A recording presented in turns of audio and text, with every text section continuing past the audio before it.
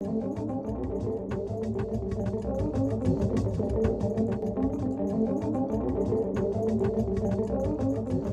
is a presentation of the Center for Advanced Study at the University of Illinois. For over 50 years, the Center for Advanced Study has brought together scholars from diverse disciplines and backgrounds, encouraging and rewarding excellence in all areas of academic inquiry at Illinois, one of the nation's premier public universities. For more information about this presentation and other center activities, please visit cas.illinois.edu. On behalf of the Department of Psychology, it gives me great pleasure to introduce the 20th annual Lanier Lecture, which will be offered this year by Professor Carol Dweck. Before I yield the microphone, I do want to say a few words about Professor Lyle Lanier, in whose honor we hold this lecture series. Lyle Lanier was invited to Illinois in 1950 to head the Department of Psychology after a distinguished career at New York University, Vanderbilt, and Vassar. It was under his leadership that the department recruited the excellent faculty that established here one of the best departments of psychology in the country. It was really his vision that created the atmosphere and the environment that have allowed us to maintain this tradition ever since.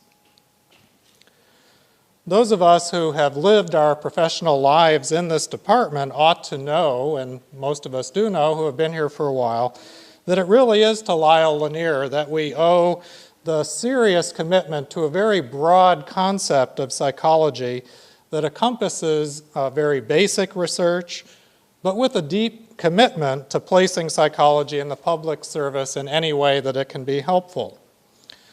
Perhaps even more importantly is that it is Lyle Lanier to whom we owe the civility, respect for our colleagues, expectation of excellence, and collegiality, which has kept so many of us here in the cornfields under the threat of tornadoes, ice storms, and budget uncertainties of all kinds. In short, although few of us are old enough to have known Lyle Lanier personally, in another sense we know him in a very intimate and close way, because by all accounts it is to him that we owe much of what we love and respect about our department. Lyle Lanier served as department head for 8 years, and then he became dean of the College of LAS and ultimately provost of the university before retiring in 1972. And of course, it would be nice to have him back now given the various openings that we have at the leadership. In a real sense, his breadth and vision and commitment to excellence reached far beyond the Department of Psychology to the college as a whole and to the university as a whole during his time here.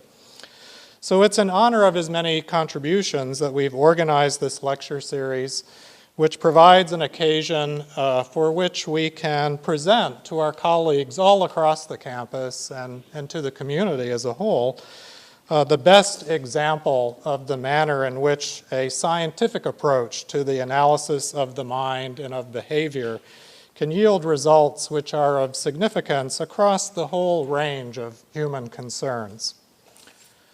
The Lanier Lecture Series is funded by an endowment which was created by Lyle Lanier's children after his death in 1988. So I'd like to take this opportunity to thank Lyle's daughter, Kathy Lemon, and her husband, L. Jean Lemon, who are here tonight, if you wouldn't mind standing and waving at the crowd.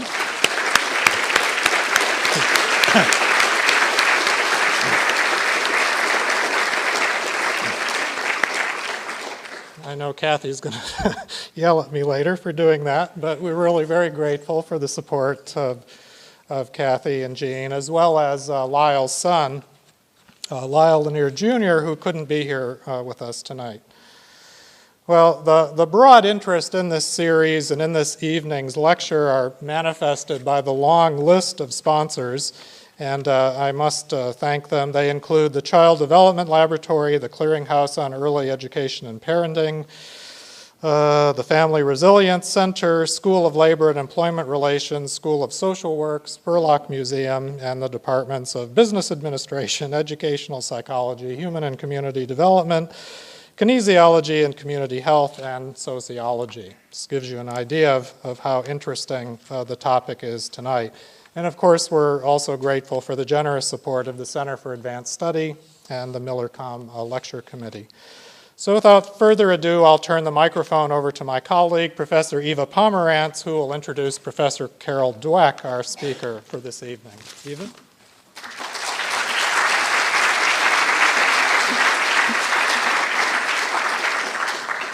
Well, it's a real pleasure to have the opportunity to introduce Carol Dweck tonight. She's currently the Lewis and Virginia Eaton Professor of Psychology at Stanford University.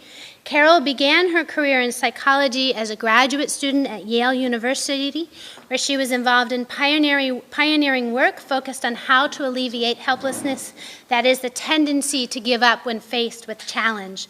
Carol's first position after graduate school was here at the University of Illinois as an assistant professor, where she went through the ranks to full professor. She did do a brief 4-year stint at Harvard, but she came back here for that Midwestern lifestyle before she moved to Columbia University in her hometown of New York City. It was here at the University of Illinois that Carol began her groundbreaking work on mindsets, which you will hear about in just a few minutes. This initial work focused on the striking differences among children in how they responded to challenge, with some responding with helplessness and others responding with a mastery orientation. That is, that they remained positively engaged even when they were encountering difficulty. Over the last 20 years, Carol has focused on understanding why this is the case. As she will tell you tonight, key are mindsets about intelligence as something that is malleable rather than as a static entity that cannot be changed. This idea has not only been rigorously tested by Carol and her students using experimental as well as correlational methods, but also in more recent years has been applied in the field through interventions. Carol's ideas have been adopted by countless others within and outside of the field of psychology for understanding a range of phenomena beyond motivation. Indeed, while the sheer quantity, over 100 empirical and conceptual articles in some of our field's premier journals, is impressive, what I find more impressive about her published work is the impact of that work. It's heavily cited by scholars and frequently covered in the mainstream media. Carol's effort to tackle socially important problems in the most scientifically rigorous fashion sets a standard for which many of us aspire. It's thus not surprising that she's won a number of prestigious awards, just to mention two: the Donald Campbell Award for contributions to social and personality psychology, and the American Psychological Association Award for contributions to educational psychology. Lest you think Carol has achieved so much at some interpersonal cost, let me also add that she's a fabulous person as well. Many appreciate her support, her company, and her charm.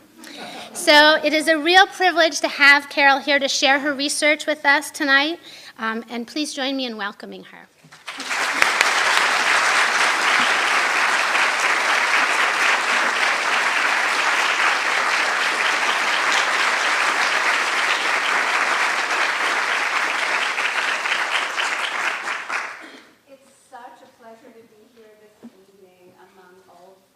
And colleagues to honor the legacy of Lyle Lanier.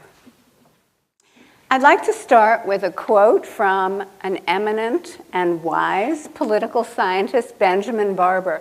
He said, "I don't divide the world into the weak and the strong, or the successes and the failures. I divide the world into the learners and non-learners."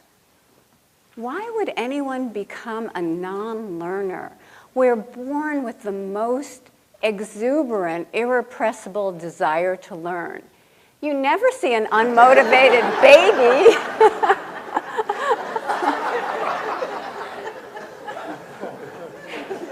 Instead, we see babies full of curiosity, eagerly approaching the most challenging skills of a lifetime.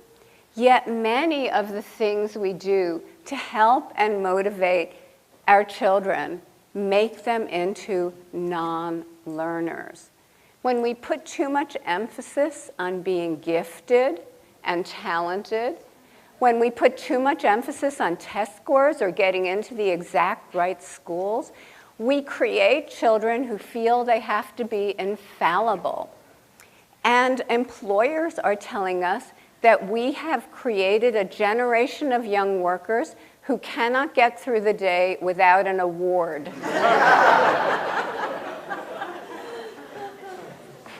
So, how do we make sure that our children remain learners? My work for many years has informed this topic, and that's what I'd like to share with you this evening. In my work, I found that some students have what I call a fixed mindset. They think their intelligence is just a fixed trait. They have a certain amount, and that's that. And as you'll see, when students believe this, they worry about how much they actually have. And before they take on a challenge, they worry. Am I going to look smart? When they hit obstacles, they think, am I going to look dumb?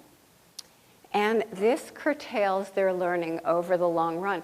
But when students have a growth mindset, they believe that their intelligence is malleable. It's a potential that can be developed through their effort, dedication, through instruction. Now, they don't believe everybody's necessarily the same or that anyone can be Einstein. But they understand that even Einstein wasn't Einstein before he put in years and years and years of dedicated practice. So in the growth mindset, talent is a starting point. It's not the end-all and be-all. I'm often asked which mindset is correct. And what's so exciting is that more and more research from cognitive psychology and neuroscience is showing that the fundamental components of intelligence can now be taught. Once we understand what they are, they can be trained, and not just in kids, but in adults as well. Does a person hold the same mindset in different life arenas?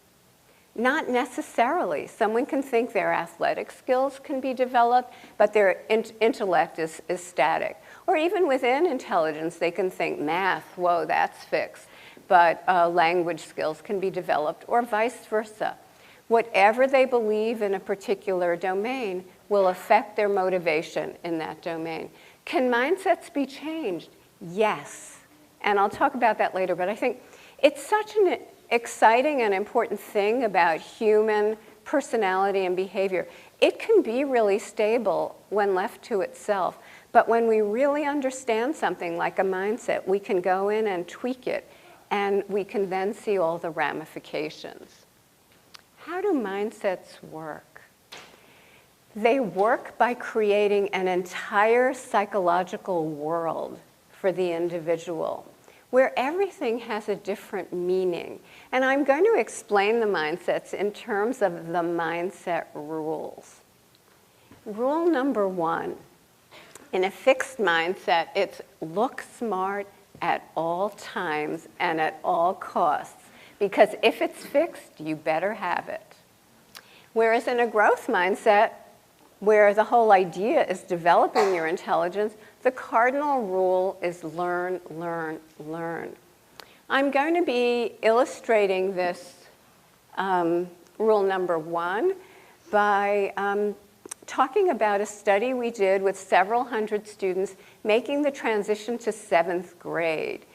Transitions are difficult, especially that one, where the work gets harder, the grading gets more stringent, the environment gets less personal, and it's a time when a lot of students turn off to school.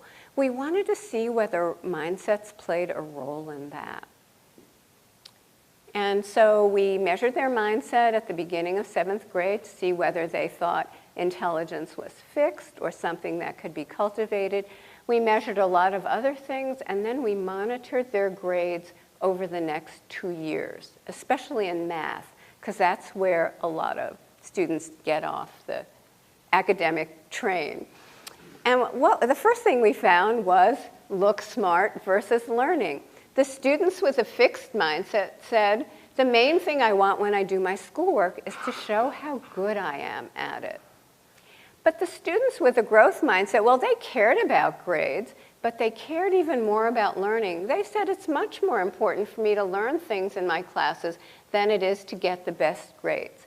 Now, these two groups of students, those with the fixed and the growth mindset, they entered 7th grade with identical math achievement test scores. But by the end of their first semester of 7th grade, their math grades had jumped apart substantially and continued to diverge over the next 2 years. We found the same thing with pre-med students at Columbia University. Now, nobody cares about grades more than pre-med students. They've lived their lives for this moment, their first organic chemistry course. Their parents have lived their lives for this moment. And yet, the students with the growth mindset said they cared first and foremost about learning. And because of that, they ended up earning higher grades in that course, controlling for their entering abilities. Now, how did they do this? Because their goal was to learn, they studied more deeply to understand the material, they managed their time more efficiently, they managed their motivation, making sure that they were interested and motivated in chemistry. They didn't just think, oh, if I'm brilliant, I'll do well, and if I'm not, I won't. They understood that it was a learning process that they were in charge of, and it worked for them. More than any study we've ever done, this study shows how a fixed mindset turns you away from learning and a growth mindset turns you toward learning. In this study, we brought students one at a time into the brainwave lab. We outfitted them with a cap full of electrodes. We were particularly interested in measuring from the part of the brain that reflected attention. That meant they were, for those of you who are not brain-wise, this is a joke. The part of the brain that told us they were entering a state of intense attention. They were harnessing their attention to receive information. After they were outfitted with the cap of electrodes, they sat at the computer. The computer asked them a series of difficult questions, one at a time, a whole long series of questions like, what's the capital of Australia, Canberra? Who was the Union general at the Battle of Gettysburg, Meade, and so forth. A second and a half later, the computer told them whether their answer was right or wrong, and a second and a half later, the computer told them what the right answer really was. And the question was, so when did they harness their attention? When did they enter a state of vigilance? When we looked at the students who had a fixed mindset, they entered a very strong state of vigilance to find out whether they were right or wrong. And that was that. Their job was over. But when we looked at the students who had endorsed a growth mindset, yes, they entered a state of vigilance here because it's part of learning to know whether your answer is right or wrong. But they entered another very strong state of vigilance to find out what the right answer really was. And they did this even when their answer had been correct. They were interested in elaborating upon their knowledge and shoring it up. Well, being psychologists, we didn't stop there. We gave them a surprise retest on the items they got wrong. And now we found that the students who had a growth mindset scored significantly higher. They corrected many more of their answers because they were interested in learning. And if you extrapolate that to life, you have one group going around the world saying, did I get it right? Am I smart? And the other group saying, tell me what I don't know. Tell me what I need to learn. Which brings us to rule number 2. In a fixed mindset, effort is a negative thing. They believe if you really have ability, things should come naturally. And that if you have to work hard at it, well, then you just don't have ability. They say, to tell the truth, when I work hard at my schoolwork, it makes me feel like I'm not very smart. They agree with Homer Simpson, who says, trying is the first step toward failure. Whereas students in a growth mindset feel that working hard is what ignites their ability, allows them to use it to the fullest, and allows their ability to grow over time. So for them, effort is key. They say the harder you work at something, the better you'll be at it. So who's right? Do geniuses work hard, or does it just come naturally? Some of the most exciting work in psychology by Anders Ericsson and his colleagues is showing that there is one thing that separates people who make great creative contributions from their equally talented peers, or their once equally talented peers.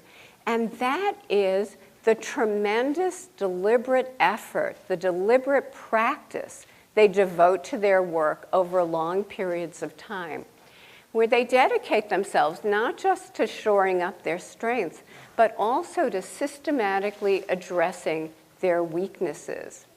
So it looks like the growth mindset people here have the right idea. And the fixed mindset idea that if you're smart, you shouldn't need ability, I think is one of the worst beliefs anyone can have. Everything in life requires effort, even struggle at some point.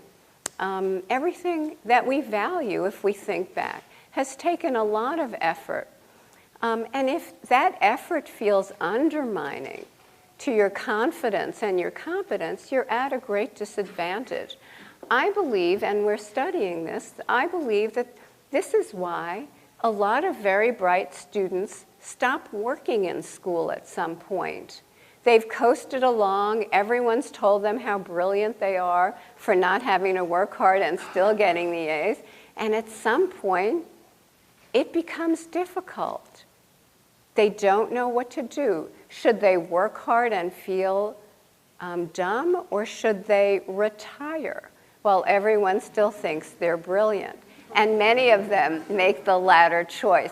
The parents will say, but you're so smart, if only you worked hard. But that's the whole reason they retired.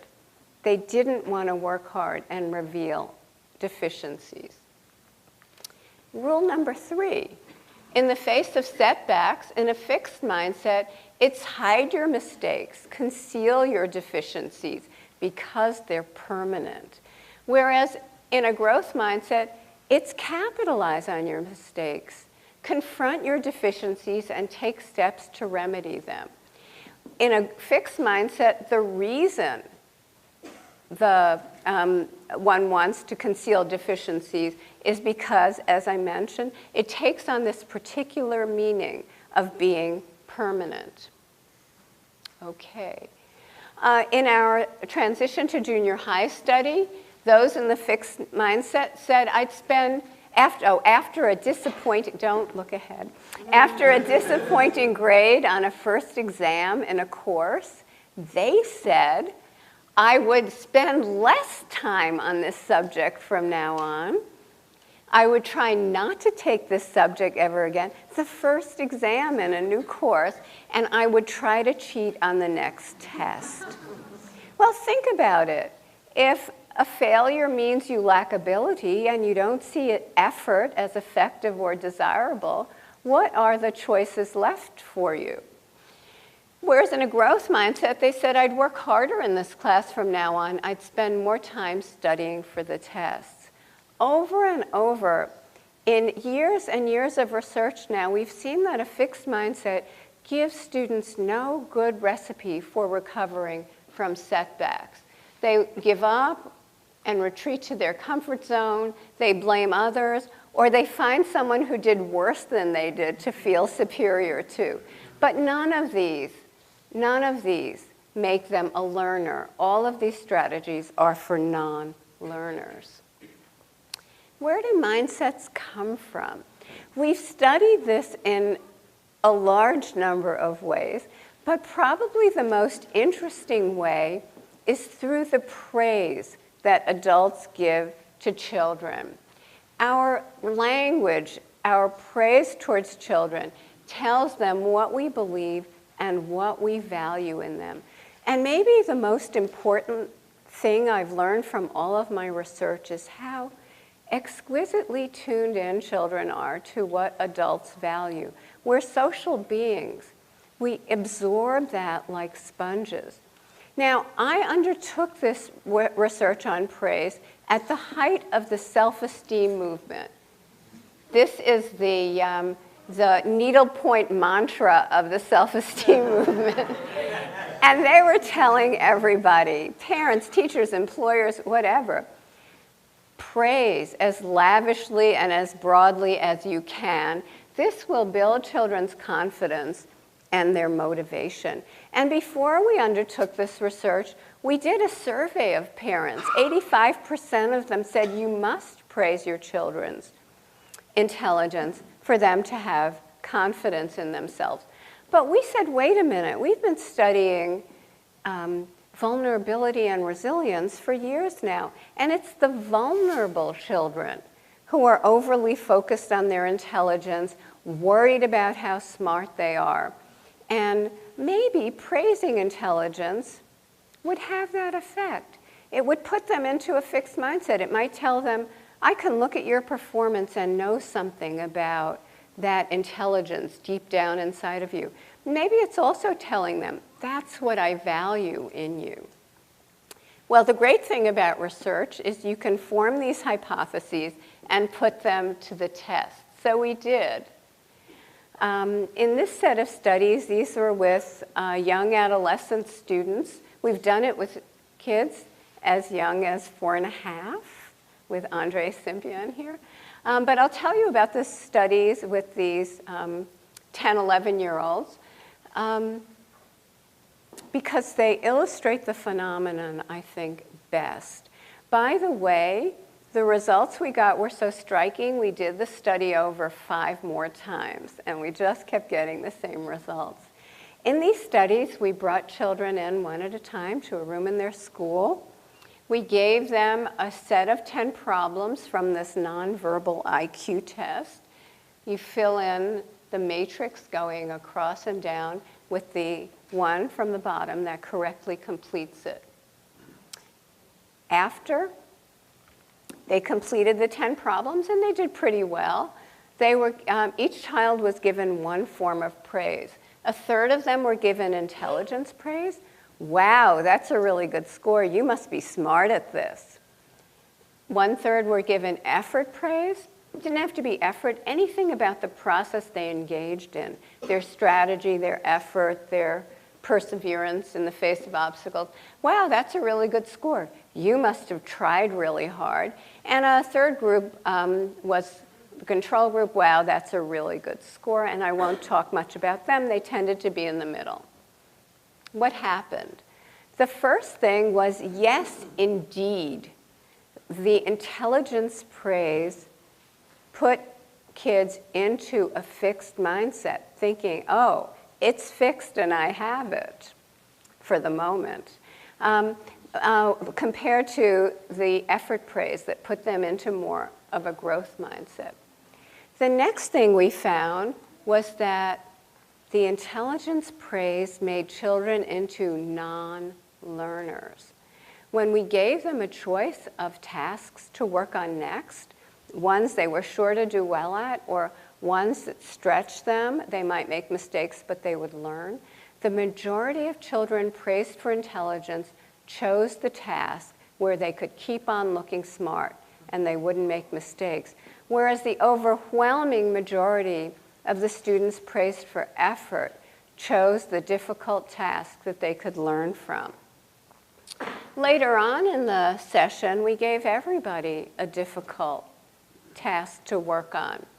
And what we found was that very soon into the difficult task, the confidence and the enjoyment of the children praised for intelligence evaporated because they thought, if success means I'm smart, what does failure mean? They concluded they weren't smart at this after all. They didn't enjoy it any longer. How can you enjoy something that's telling you every moment you're not smart?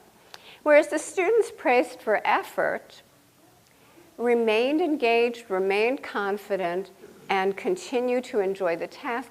Many of them said the hard problems were their favorites. We then gave students a third set of problems, matched in difficulty to the first set. And look what happened. The students who were praised for their effort showed a steep increase in their performance on this IQ test from trial 1 to trial 3 because they had remained engaged and confident, taught themselves new and better strategies. But the students who were praised for their intelligence showed a decline in their performance on this IQ test because having the fixed mindset made the struggle undermining. But again, being psychologists, we didn't stop there. We told the students, you know, we're going to do this research in another school. And we bet the students in the other school would be really interested in your experience here. We gave them a sheet of paper. We said, don't put your name on it. Just write about your experience. And then we left a little space for them to report their scores. And what we found was that almost 40% of the students who had been praised for intelligence lied. And only in one direction. Very few, 12, 13% of the students in the other group thought they had to falsely ameliorate their result. What does this mean? These children were randomly assigned to get a certain form of praise. And yet, here are these children feeling that they cannot admit a deficiency. And I don't think that's how we want our kids going around the world, thinking that a failure is so humiliating that they can't even admit it anonymously to someone they will never meet. Maybe they couldn't admit it.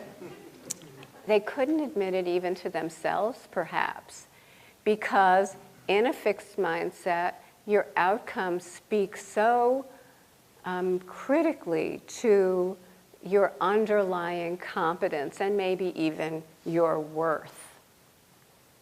So I thought I'd give a few examples of how you praised yesterday and maybe how you'll praise tomorrow after hearing about this work. So yesterday, if your child got an A without working, you might say, look, you got an A without really working. You're really good at math.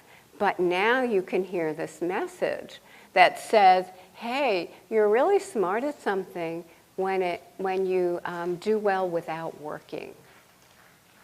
Or you did that so quickly and easily. That's impressive. Why is that impressive? They already knew how to do it. And you hear the message. If they're struggling with something, maybe they're going to hide it from you. So what will you do tomorrow? You got an A without working. Well, that's nice, but you must not be learning much. And it's not, I made this a little extreme. You obviously don't want to tell your child A's are bad, but you did that so quickly and easily. Oh, I'm sorry I wasted your time. Let's do something you can learn from. As we saw the benefits that the growth mindset conferred on students, we started wondering whether we could teach a growth mindset, and if we did, whether students would actually reap the benefits of the growth mindset.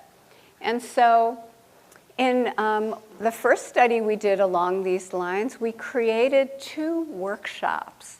In the control group, the workshop consisted of 8 sessions of terrific and very useful study skills. They liked them, they liked the sessions, they learned the study skills. But would it help their performance?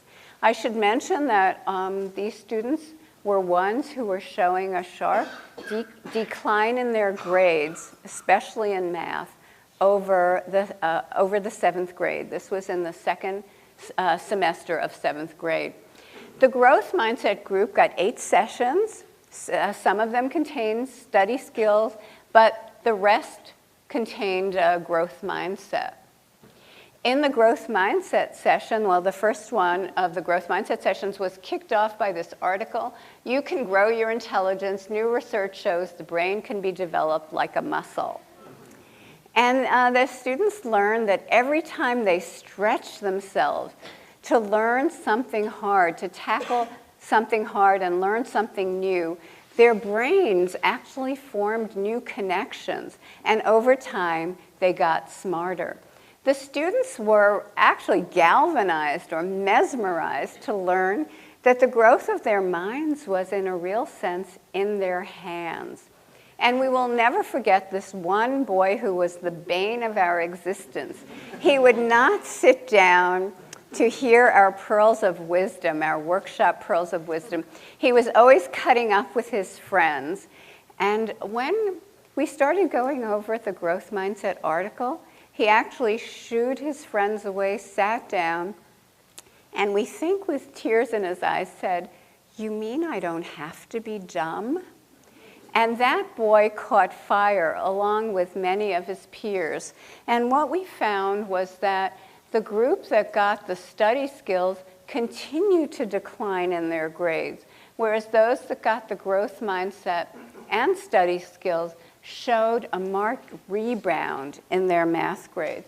We also asked the teachers, did you notice any difference in the students in your class, in their motivation?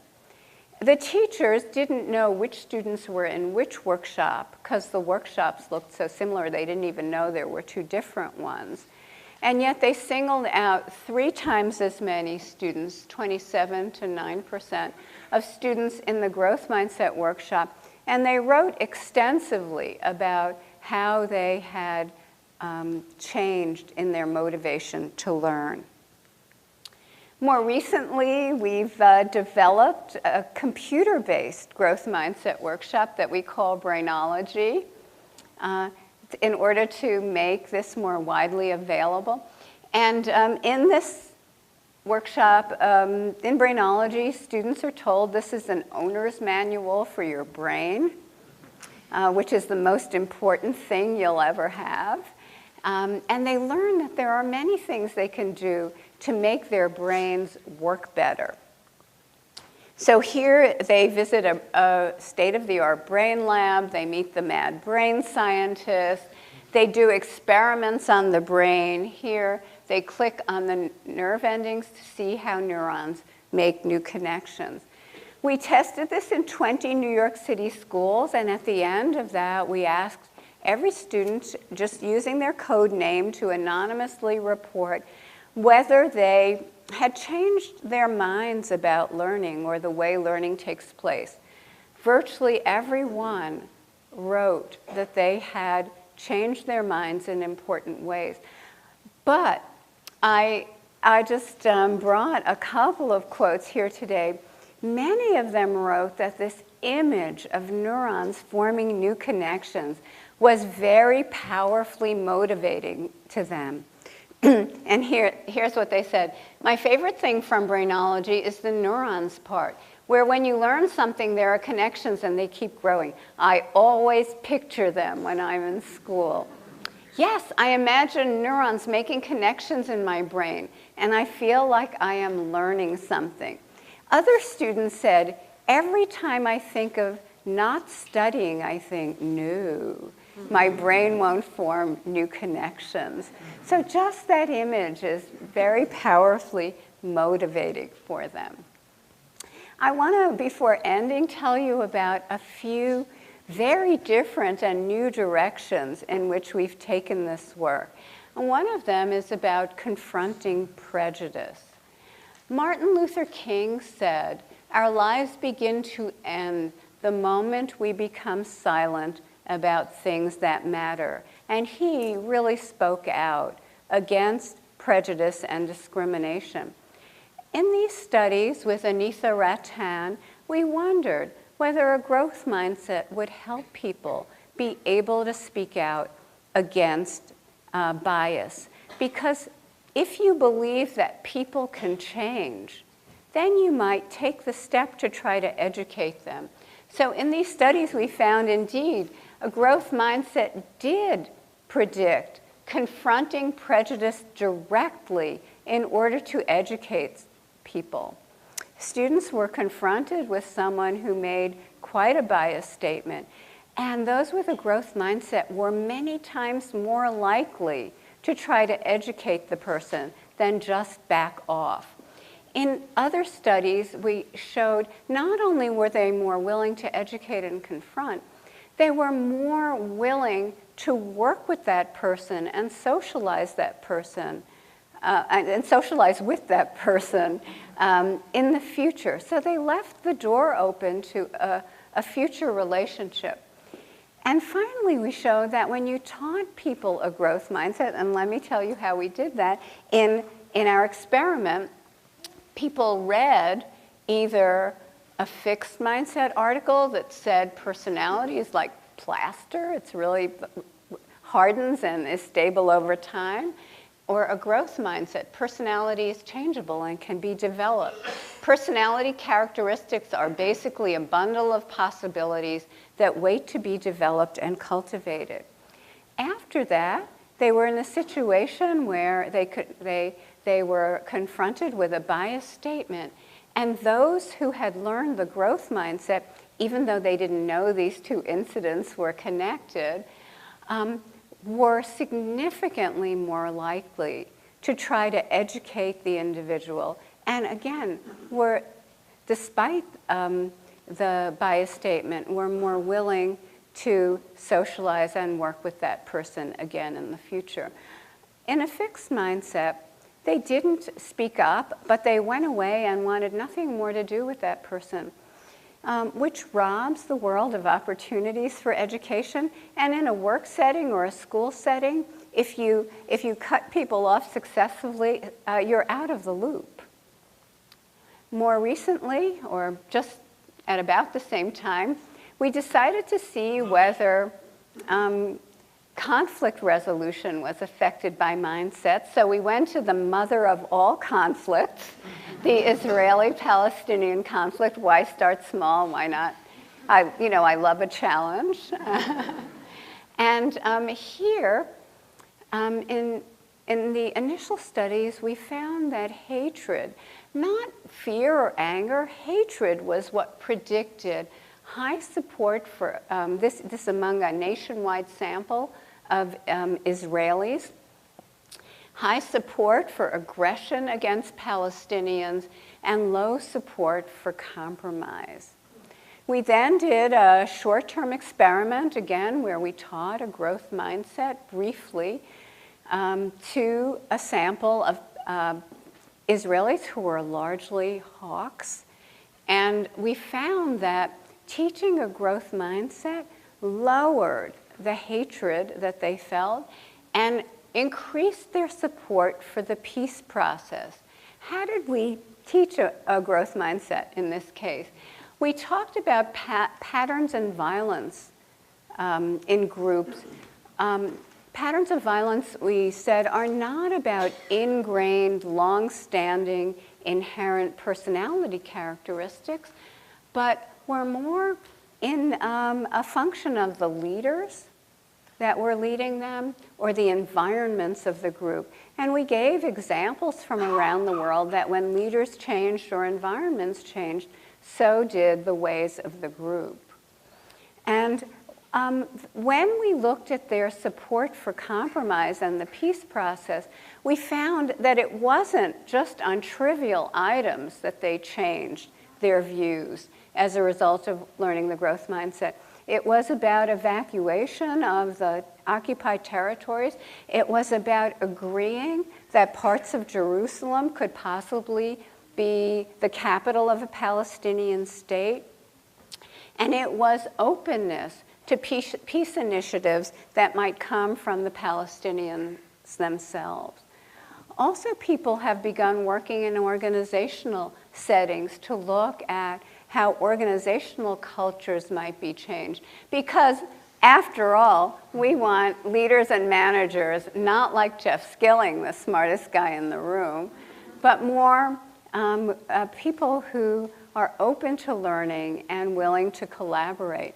And in a very interesting series of studies, Peter Heslin and his colleagues found that when managers learned a growth mindset, they were more open to feedback from their employees.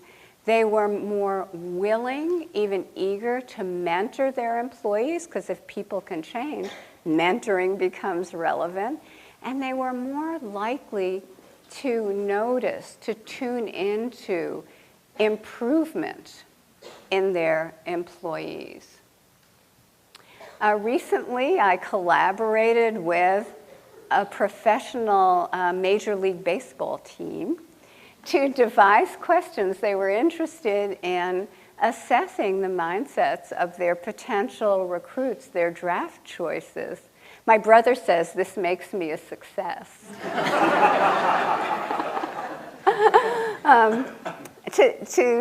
All things being equal, they'd rather recruit someone who thought that they had something to learn than someone who thought they had just could coast on their natural talent. One of the questions we came up with was, when you think about on-field success in the major leagues, what do you think you might have to change? And some potential draft choices said, I think I'll have to get used to cheering of larger crowds. But others said, everything. I'll have to change everything. It's a whole new ball game at that level. So you could see why they might prefer, in addition to cultivating a growth mindset in their existing players, you might see why they might choose someone who thought they'd have to learn and grow perpetually to someone who thought their natural talent would simply take them there. And we're embarking now on health, because we all know we should eat this instead of this, and that we should do that instead of that. But we don't actually always succeed. And we're wondering now whether a growth mindset about health will enable people to stick to their health regimes, health diet regimes, more effectively. In preliminary surveys that we've given out in high schools show that a majority of students believe that they just have a certain amount or level of health, and that's that. And they don't understand that their exercise, their diets have an impact. So we're really interested, as I said, to see whether a growth mindset will encourage the adoption of a rigorous regime and the ability to persist in it over time. So in conclusion, a growth mindset allows people to embrace learning and growth instead of worrying how much intelligence and natural talent they have. It allows them to understand the role of effort in creating intelligence and talent, and not see effort as something that talented people shouldn't need. And it allows individuals to maintain confidence and effectiveness when they need it most, that is, in the face of challenges and setbacks. And maybe most important of all, a growth mindset can be taught. So thank you.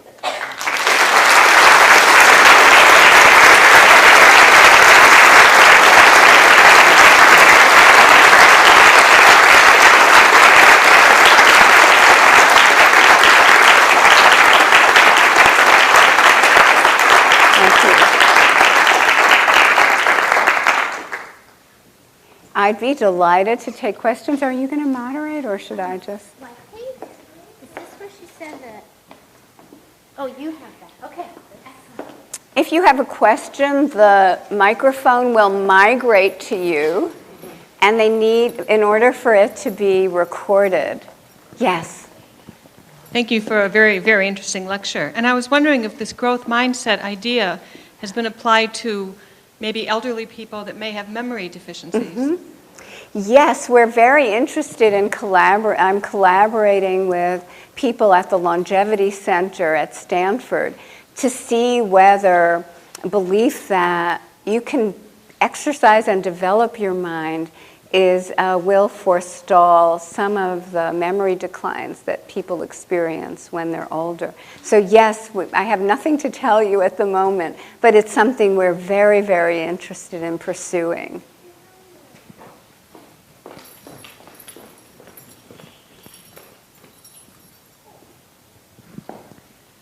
Thank you for the lecture. I have a question. Have you investigated the growth mindset and in relation to gender? And if so, are there things that you could tell us about that? Yes, I can, and I'm so glad you asked that question, because a very important point is that our research and other research is finding that if you are laboring under a negative stereotype, as say girls are in math and some sciences, it's particularly important to have a growth mindset. In one of our studies, we followed females in their calculus course. And we found that the females who had a fixed mindset, when they said they were encountering a lot of stereotyping, lost the sense that they belonged in math. They showed significantly less intention to pursue math in the future, and their grades started suffering over the course of the semester. But when they had a growth mindset, they didn't like the stereotyping, but they didn't feel that meant they didn't belong there. They still intended to take math, and their grades didn't suffer. So when you think about it, a negative stereotype is a fixed mindset label. It says it's fixed and your group doesn't have it. If you already have a fixed mindset and you find yourself struggling, you think, maybe they're right. But if you think it's learned, that the skills can be acquired, then you think, well, maybe historically my group didn't do as well, but maybe we weren't encouraged, people didn't believe in us, maybe we didn't believe in ourselves, but these are acquired skills and I'm going to acquire them. So you can see why it would be particularly important under those circumstances. And again, that's what research from several labs is supporting. So thank you for the great lecture. One of the direct outcomes of praising the children is what we see in the public education system, where standards of the education are constantly lowered so kids can feel just good about themselves simply because they've performed well. So I don't know if you have an educational outreach program where the Department of Child and Family Services can be taught about what your findings are, because it's critical to the educational policies in the country. I think what you're saying is correct. It's another consequence of the self-esteem movement that parents, many parents, certainly not all parents, but many parents nowadays feel their child should not suffer for a moment. Their child should feel good about themselves and happy at all times. And they are not teaching their children to love challenges or cope with difficulty. They feel that they are handing their children self-esteem on a silver platter, which our intelligence praise research shows that can't be done. What you can do is equip them with the skills to develop and maintain their own self-esteem through love of challenge, persistence in the face of obstacles, appreciation and enjoyment of effort. So that's just key, and I'm doing my best to get the word out there.